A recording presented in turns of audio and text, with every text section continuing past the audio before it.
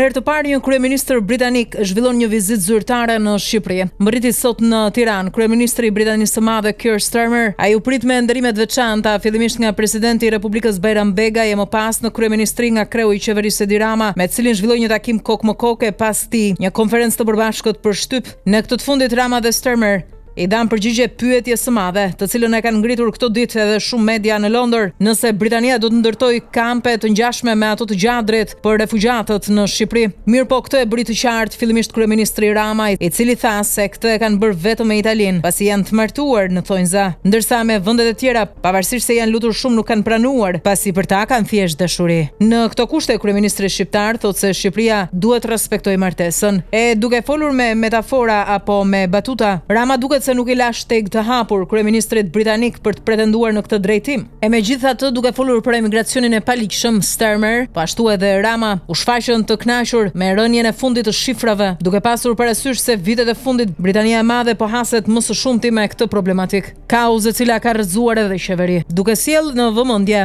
ofendimet e famshme ndaj shqiptarëve nga Breverman dikur në qeverinë britanike, referuar emigracionit paligjshëm. Gazetarët shqiptar e pyetën Keir Starmer në Tiranë nëse duhet kërkonte ndjes për to, por ai tha se vizita e tij në Tiranë është historike dhe kjo dëshmon shumë. Ai nuk flet kurse si për paraardhësit e tij. Megjithatë, një përgjigje duket se e dha kryeministri Rama, i cili tha se mallkimi i shqiptarëve ju kthye pasi ata sot janë jashtë parlamentit britanik. Megjithatë, duhet theksuar fakti i rëndësishëm se pavarësisht mohimeve nga Tirana, shumë media ndërkombëtare, përfshirë ato në Londër, mes tyre edhe BBC, thotë se Mbretëria e Bashkuar do të nisë bisedimet për qendrat e kthimit të azilkërkuesve të refuzuar. Nga ana tjetër, në këtë konferencë për shtyp, u tha shumë edhe për sektorin e mbrojtjes Shqipëri-Britani, ku palët u shprehën të gatshëm për të thelluar bashkëpunimin dhe investimet në këtë drejtim. Kryeministri britanik bëri me dije se do të punojnë për prodhimin dhe shitjen e automjeteve ushtarake. Në nisje të kësaj konference për shtyp, Keir Starmer uroi publikisht Edi Ramën për fitoren e 11 majit, ndërsa kryeministri shqiptar e mbylli konferencën me batutën se nëse ditën e samitit të Europës në Tiranë do të bjerë shi, atëherë faji është i britanikëve. Partia Demokratike dhe Policia e Tiranës arrin marrëveshje për vendin e protestës që pritet të mbahet nga opozita të premten që përkon edhe me samitin e Europës në Tiranë. Edhe pse fillimisht me anë të një deklarate për shtyp, Policia e Tiranës deklaroi se nuk i jep leje Partisë Demokratike për këtë protest pasi cënohet perimetri i sigurisë për samitin e Europës. Duket se gjërat kanë ndryshuar rrugës. Kompromisi që është arritur mes palëve është vetëm vendi ku do të mbahet protesta. Partia Demokratike kishte kërkuar që të organizoheshin në bulevardin Zogu por kjo cënon perimetrin e sigurisë, ndaj dhe Partia Demokratike ka pranuar tashmë propozimin e policisë së Tiranës që tubimi të zhvillohet në zonën e bulevardit të ri. Protesta e Partisë Demokratike po mbahet pas rezultatit dërmues të 11 majit, ku Sali Berisha nuk i njeh zgjedhjet, pasi thotë se ato u vodhën nga Edi Rama në bashkëpunim me krimin në vend. Sipas Berishës, kjo protestë do të bëhet pikërisht ditën e samitit të Europës në Tiranë për t'i bërë me dije ndërkombëtarëve se çfarë ndodh në këtë vend. Nga ana tjetër, në kuadër të samitit të Komunitetit Politik Evropian në Tiranë, 1500 forca policie zbarkojnë në terren. Garda e Republikës dhe Shërbimi Informativ Shtetëror po skanojnë madje edhe rrjetet sociale. Agjentët e tyre të shumtë në terren për të vëzhguar edhe rrjetet sociale nëse do të ketë thirrje për destabilitet. Po ashtu, në të gjitha pikat kufitare janë dërguar të gjitha fotot e personave që dyshohet se kanë prirje ekstremiste të mos lejohen të futen në vendin tonë. Sa i përket sigurisë së personaliteteve, në vendin tonë ndodhen edhe ekspertë huaj të cilët do të asistojnë mendimin e tyre në shoqërimin me eskortë të personaliteteve të huaja nga Rinasi deri në zonën e Sheshit ku do të mbahet edhe samiti. Në terren ndodhen edhe grupet antieksploziv që vëzhgojnë rrugët kryesore dhe kanë mbikëqyrje të gjithë perimetrin e sigurisë. Ndërkohë, prej 3 ditësh tashmë është bërë publik edhe plani i masave nga policia e shtetit për rrugët e bllokuara me intervale të ndryshme në harkun kohor të 3 ditëve.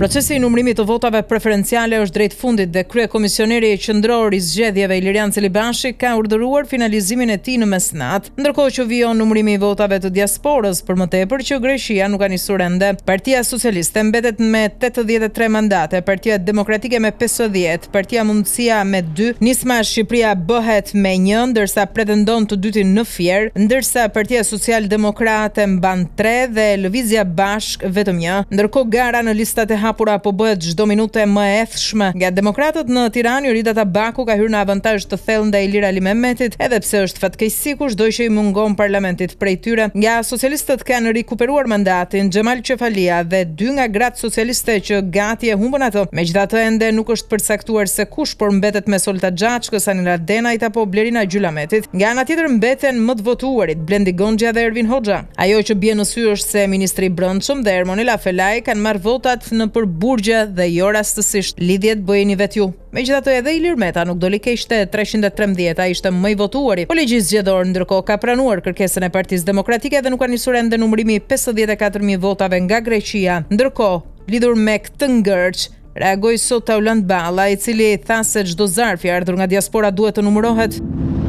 Të lloje soi kandidatësh nxorën Sali Berisha apo Edi Rama në këto zgjedhje. Një shembull i përfaqësisë së tyre u dha sot në një qendër numërimi në Kashar, aty ku vëzhguesi i kandidatit socialist Ronaldo Rakipi goditi me grusht kryetarin e KZAZ-s për një vot të pavlefshme. Ngjarja ndodhi në pranitë komisionerëve dhe vëzhguesve të tjerë që krijoi edhe tensione e ndërprerjet menjëhershme të punës. Për këtë ngjarje demokrati Belind Kolliçi paralajmëroi se do të bëjnë kallëzim në SPAK. Në një deklaratë për mediat, ai akuzoi vëzhguesit e mazhorancës si autor të sherrit duke cilësuar ngjarjen si krim zgjedhor. Sipas tij, ky është një akt i mirë organizuar dhe premtoi ndjekje penale për të gjithë të përfshirët në të. Ndërkohë, pasi goditi me grusht sekretarin e KZAZ-s numër 30 në Kashar, Remzi Mehmeti, vëzhguesi i kandidatit socialist Orlando Rakipi, Reina Uzli, është shoqëruar nga policia. 5 vota, 500.000 lek. Partia Demokratike publikoi sot videon komprometuese që sipas tyre fakton pretendimin se këto zgjedhje u blen nga Edi Rama në bashkëpunim me krimin. Në një konferencë përshtyp nga Selia Blu, së bashku me personin që ka realizuar këtë video denoncuese, Edi Paloka deklaroi se komisioneri i tyre u kërcënua me vendin e punës vetëm se denoncoi këtë vjedhje. Në videon që Paloka publikoi sot dëgjohet një person në Diberit i cili thotë se shiti 5 vota për 500.000 lek. Paloka thotë se video në fjalë është regjistruar fshehur nga Lulzim Memashi, antar i PD-s prej vitesh, i cili ka qenë komisioner në këto zgjedhje. Sipas Palokës, autori i videos është kërcënuar nga disa persona në vendin e punës për publikimin e saj. Për këtë arsye, ai kërkon mbrojtje publike për këtë person. Paloka paralajmëron kryeministrin Rama të mos luajë të mos hakmerret me qytetarët që nuk pranuan të shesin vot. Për Palokon, Edi Rama duhet të harrojë të sillet si mbret me demokratët. Ne pak apo shumë jemi këta që jemi, kemi qëndruar përballë çdo situate dhe po e paralajmëroj që as mos ta çojë ndërmend se tani do të hakmerret edhe ndaj atyre që nuk pranuan të shiten apo të tremben apo me çfarëdo lloj forme tjetër të kthehen në sklever të këtij regjimi, paralajmëron Paloka.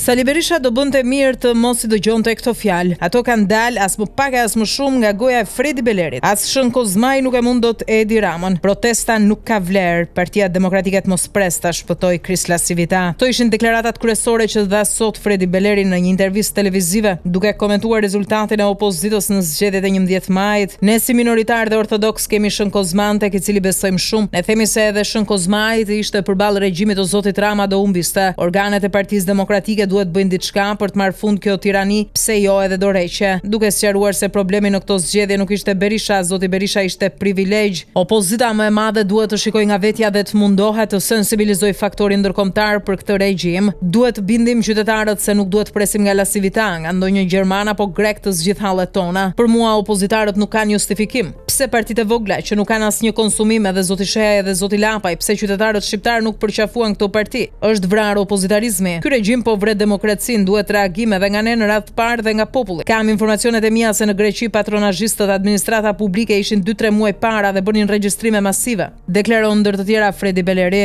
Me pak fjalë ky i fundit i kërkon dorëheqjen Sali Berishës edhe pse nuk e thot troç atë.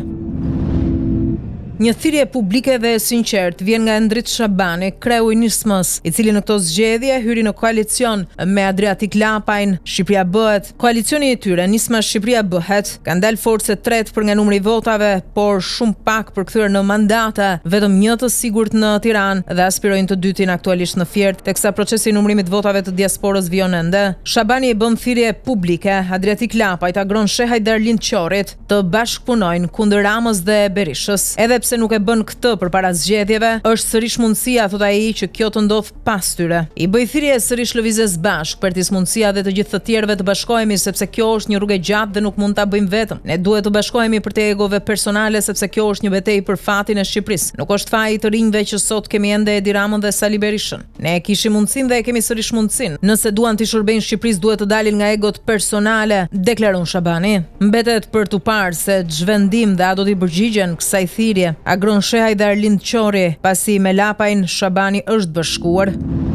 Pas fitores së thellë të socialistëve në këtë zgjedhje, vjen reagimi i parë nga kryebashkiaku i Tiranës Erion Veliaj, nga që Lia Veliaj ka bërë një reagim në rrjetet sociale, duke theksuar se është pa fjalë përpara kësaj vale mbështetje për Partinë Socialiste. Jam pa fjalë, krejtësisht pa fjalë përpara kësaj vale të jashtëzakonshme mbështetje që fshiu çdo dyshim, çdo pretendim, çdo helme, çdo balt që ju hodh Partia Socialiste në këto 4 vite. Shqiptarët folën dhe folën fort, folën më fuqishëm se çdo herë tjetër që prej vitit të mbrapsht 97, kur i treguan vendin të njëjtit personazh grotesk që guxon të rikthehet përpara shqiptarëve edhe sot si të ishte një ofertë e re. Një gjë ka mësuar unë për shqiptarët, nuk harrojnë dhe nuk mashtrohen. Ata nuk i besojnë më Saliut të kohë dhe 11 maj i vuri vulën këtij diskutimi. Shqiptarët din të vlerësojnë ndryshimin, punën, zhvillimin dhe e din fare mirë që ka vetëm një forcë në këtë vend që mund ta çojë Shqipërinë përpara drejt Europës që kemi ndërruar. Partia Socialiste e drejtuar nga Edi Rama dhe ekipi i tij. Sot unë jam krenar që jam pjesë e këtij projekti që ka transformuar Shqipërinë. Jam krenar që kam dhënë një kontribut sado modest në këtë rrugtim të jashtëzakonshëm që qytetarët e mbështetën masivisht më 11 maj me votën e tyre, thot Veliaj në reagimin e tij.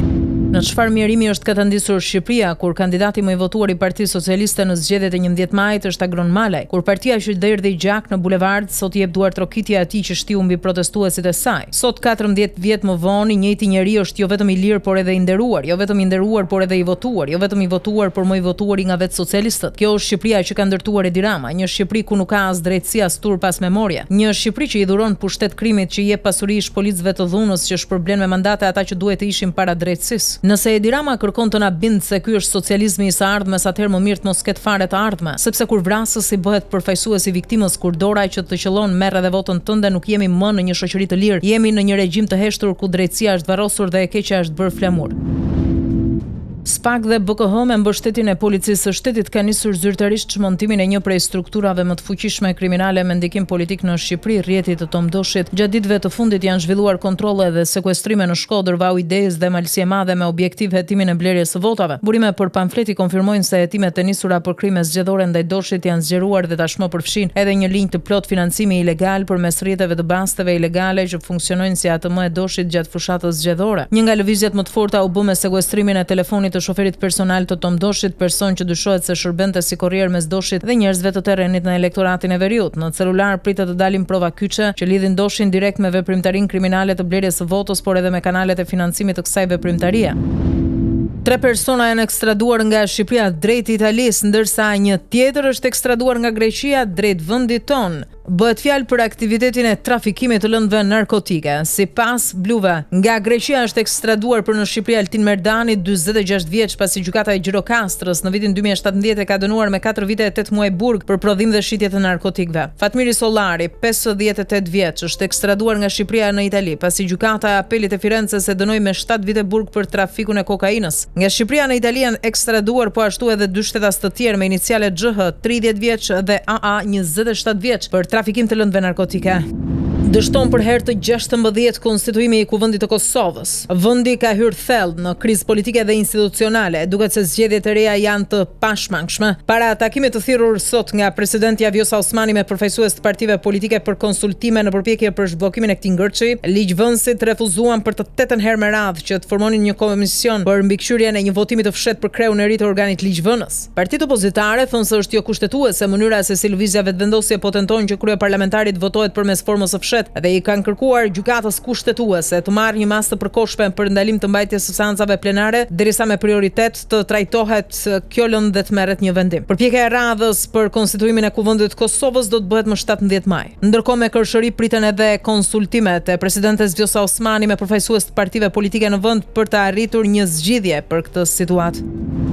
Presidenti rus Vladimir Putin bën hilen e radhës ndaj homologut amerikan Donald Trump. Putin nuk e mban fjalën dhe nuk shkon në Turqi për përpjekjet mbi arritjen e marrëveshjes finale për paqe me Ukrainën. Tashmë negociatat për një armëpushim janë në pikpyetje të madhe. Nga një anë Vladimir Putin nuk udhëton në Turqi, nga ana tjetër presidenti amerikan ndodhet në vizitën e tij zyrtare në Arabinë Saudite. Zyrtarisht Putin ka deklaruar se nuk do të marrë pjesë në bisedimet e paqes në Turqi mes Moskës dhe Kievit ditën e sotme. Nga ana tjetër edhe nga shtëpia e Bardhë thonë se presidenti Donald Trump nuk do të udhëtojë për në Turqi për bisedimet e paqes, pasi Putin refuzoi të marrë pjesë. Edhe pse ishte vetë kreu i Kremlinit ai që propozoi mbajtjen e bisedimeve direkte midis Rusisë dhe Ukrainës pa parakushte, në përgjigje të kërkesës nga aleatët perëndimor të Ukrainës për një armëpushim 30 ditor. Më herët Putin kishte lajmëruar se këto negociata do të zhvilloheshin ditën e sotme në Turqi, gjë që nuk ndodhi. Në këtë mënyrë Putin mashtroi hapur si Trumpin ashtu edhe Zelenskin, edhe pse shumë vende të Europës e dinin që prej fillimit që Moska po mashtronte në këtë drejtim, pasi Vladimir Putin nuk do të merrte pjesë vetë fizikisht në ndërmjetësimin e paqes.